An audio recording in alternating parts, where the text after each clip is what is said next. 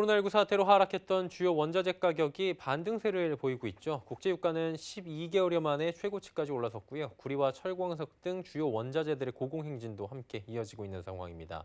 이에 10년간 장기 상승 추세를 의미하는 이른바 원자재 슈퍼사이클이 다시금 도래할 것이다라는 전망들도 나오는데요.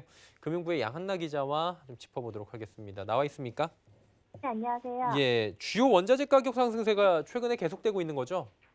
네, 맞습니다. 한국은행 등에 따르면 국제 원자재 가격은 코로나19가 전 세계적으로 확산한 작년 3, 4월에 급락한 이후로 빠르게 반등하면서 대부분 품목이 현재 코로나19 이전 수준으로 상회하고 있습니다. 전날 현지 시간으로 런던 금속거래소에서 구리 현물 가격은 톤당 7,984.5달러에 거래되면서 8년 만에 최고치를 기록했습니다. 지난해 4월 코로나19 사태로 5,000달러 선이 붕괴되는 등 폭락을 겪은 이후 2배 가까이 급등한 겁니다.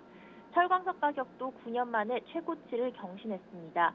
국제 철광석 가격은 지난해 5월 톤당 80달러에서 연말 들어 167.27달러까지 치솟으면서 2011년 이후 최고가를 기록했고 현재 160달러대를 유지하고 있습니다. 작년 4월 장중 마이너스까지 기록하기도 한 국제 유가는 현재 50달러 선을 회복했습니다. 전날 현지 시간으로 뉴욕 상업거래소에서 3월 인도분 서부 텍사스산 원유 WTI는 전날보다 배럴당 0.5% 오른 52.85달러에 거래를 마쳤습니다. 곡물도 마찬가지로 상승세입니다. 국제 밀 가격은 6개월 넘게 오름세를 지속하면서 2014년 이후 7년 만에 최고점을 기록 중입니다. 지난 4분기 기준 소매 가격은 지난해 상반기 저점 대비 30% 증가했고 옥수수는 28%, 대두는 46%, 원당은 12% 올랐습니다. 금은 지난해 8월 초 사상 최고치인 온스당 2,064달러를 경신한 후 소폭 하락하면서 현재 1,900달러 내외에서 횡보하고 있습니다. 27일 뉴욕 상품거래소에서 2월 물 금 가격은 전거래일보다 6달러 하락한 1,844.90달러에 마감했습니다. 사실 금은 성격이 조금 다를 수 있고요. 금을 제외한 지금 원자재 가격이 계속 고공행진하고 있는데 이게 배경이 있을 것 같아요. 배경이 뭡니까? 네, 코로나19 백신 보급이 확대되기 시작했고 미국 등 세계 각국이 부양책에 나서면서 글로벌 경기 회복에 대한 기대감이 커지고 있습니다. 이에 경기 회복과 저금리 고착화에 따른 풍부해진 유동성, 그로 인한 물가 상승, 미국 달러화 약세와 각국의 경기 부양책과 완화적 통화 정책 등이 원자재 가격 상승을 부추기는 주요 요인이 되고 있습니다. 미국과 영국 등이 주도적으로 친환경 정책을 내놓는 것도 원자재 시장에 힘을 보태고 있는데요. 특히 조 바이든 미국 정부의 친환경 정책과 대규모 인프라 투자가 원자재 가격 상승의 핵심 요인이라는 진단이 나오고 있습니다. 예, 바이든 대통령의 친환경 정책이 원자재 가격을 올리고 있다. 이 부분이 눈에 띄는데 그렇다면 어떤 식으로 원자재 시장에 긍정적인 작용을 하는 겁니까? 네, 많은 전문가들이 바이든의 친환경 정책으로 구리나 은, 원유, 니켈, 백금 등 원자재가 수혜를 볼 것이다라는 전망을 내놓고 있는데요.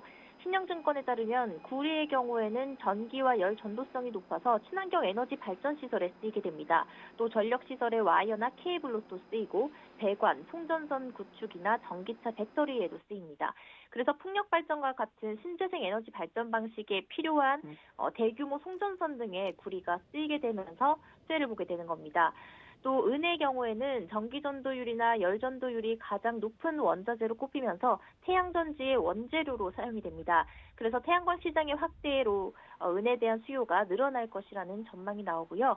또 바이든 대통령의 송유관 건설 지원 중단이나 연방공유지 임대 축소, 신규 시추 탐사 개발 지원 중단 등 이 환경 규제 정책이 원유 공급을 축소시키면서 유가를 상승시킬 전망입니다.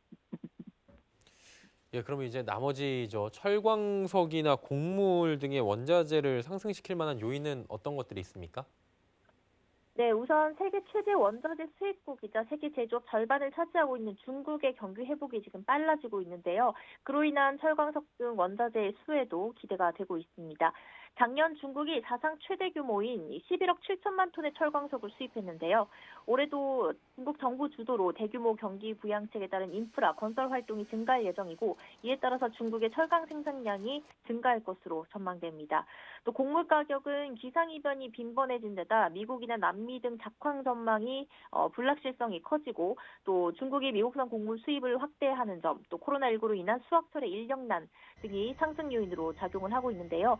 이 사료 원재료 부문에서 대체 관계에 있는 옥수수, 대두, 밀 가격이 모두 상승세를 보이고 있고 앞으로도 상승할 전망입니다. 이에 전문가들은 지난 2000년 초반부터 10년 동안 이어진 원자재 슈퍼사이클이 다시 재현될 것이라는 전망을 내놓고 있는데요. 제프 커리 골드만삭스 원자재 리서치 부문장은 코로나19가 상품 시장에 슈퍼사이클을 일으키는 촉매제가 됐다고 말하면서 원자재의 슈퍼사이클이 앞으로 10년간 이어질 수 있겠다라는 의견을 내놨고요. 블룸버그 통신도 월가가 10년 사이 원자재에 대한 투자에 대한 그 전망이 가장 낙관적이라고 말하면서 원자재 시장 참여자들이 그 어느 때보다 많은 순매수의 포지션을 유지하고 있다라고 말했습니다.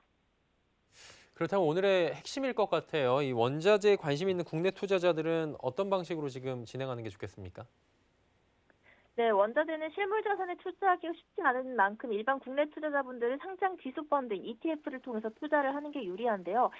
생각보다 우리나라에는 원자재 ETF 상품이 많이 나와 있지 않아서 미국 시장 쪽으로 좀 눈을 돌려보는 걸 추천을 할 수 있겠는데요. 이 트렌드에 따르면 우선 대표적인 농산물 ETF로 꼽히는 DBA가 있습니다. 이 DBA는 옥수수나 대두, 설탕, 커피와 같은 11개의 농산물과 공유로 구성되어 있는데요. 3개월에서 1년까지의 만기가 남은 선물들에 투자를 하고 있습니다. 또 히토류 산업기반의 투자는 REMX ETF가 있고요. 미국 서부 텍사스산 WTA 선물을 추종하는 세계 최대 올 ETF USO가 있습니다. 또 구리에 투자하는 ETF인 CPER이 있고요. 금 현물에 투자하는 세계 최대 금 ETF인 GLD 등이 있습니다.